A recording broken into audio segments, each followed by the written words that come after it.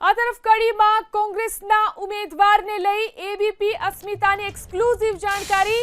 પૂર્વ ધારાસભ્ય રમેશ ચાવડાને કડીથી કોંગ્રેસ પોતાના ઉમેદવાર બનાવી શકે છે। કડીથી કોંગ્રેસના ઉમેદવાર તરીકે રમેશ ચાવડાનું નામ લગભગ નિશ્ચિત માનવામાં આવી રહ્યું છે।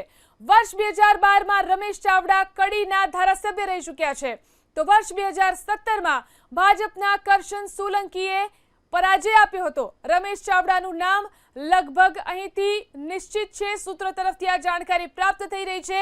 રમેશ ચાવડા આજે કે કાલ સુધીમાં ઉમેદવારી ફોર્મ ભરી શકે છે। આ તરફ કડીમાં કોંગ્રેસના ઉમેદવારને લઈ એબીપી અસ્મિતાની એક્સક્લુઝિવ જાણકારી। પૂર્વ ધારાસભ્ય રમેશ ચાવડાને કડીથી કોંગ્રેસ પોતાના ઉમેદવાર બનાવી શકે છે।